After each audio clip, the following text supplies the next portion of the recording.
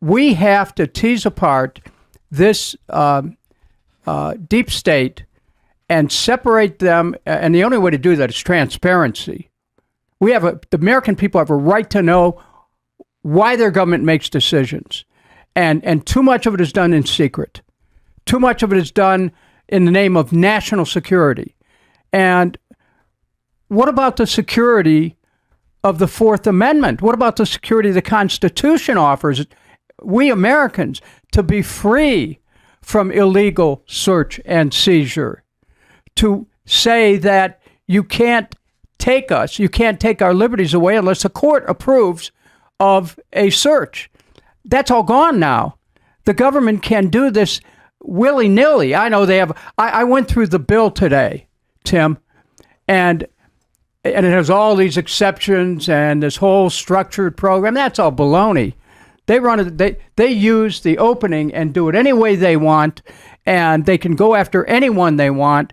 And I maintain that the fact that FISA was able to pass and it's in for another 2 years is a disaster for this country, because it keeps us under the surveillance state that is against our democracy. Now, a Florida congresswoman put a motion to reconsider up, and you know what? They're going to have to vote again on it on Monday.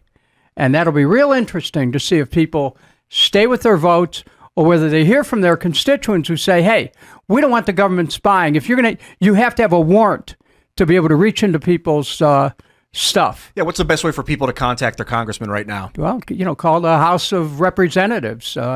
They can Google their member of Congress and get the phone number. While you were there, what's the most just annoying way to get bombarded by your constituents where you're like, fine, I'll listen to you? Visiting their district offices. When they're there? No. You visit the district office of the member of Congress, because that's where the people are, where the rubber meets the road. You don't get back to Congress unless you pay attention to what's happening in your district. And while people make the trek to D.C., it's okay if you want to do that. Go to the district office. Ask to speak to the district director. Tell them you're a constituent and that you're concerned about the government having too much power, about the government being able to spy on Americans, be able to do it without a warrant. And you want some accountability, and you want their congressman or woman to stand for the Fourth Amendment of the United States Constitution. Because ultimately, this is what this is about. This is a full-on attack on the U.S. Constitution. And that Fourth Amendment, it was adopted in 1791. Okay? This isn't something new. They was put in there because the Brits, would go from house to house. They'd quarter their troops. They'd grab stuff. They'd take it out.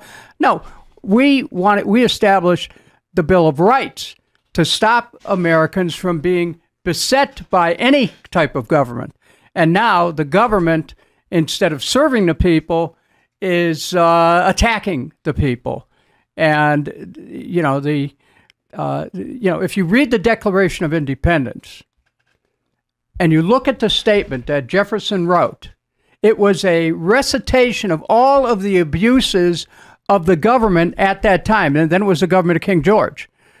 But, King George might be long dead, but the abuses of what happens when a central government becomes more and ever more powerful has not ended. As a matter of fact, with the internet, with digital technology, oh my God! I mean, we have surpassed the Orwellian 1984, and we're into this brave new world that Huxley talked about, in which the government is the big brother.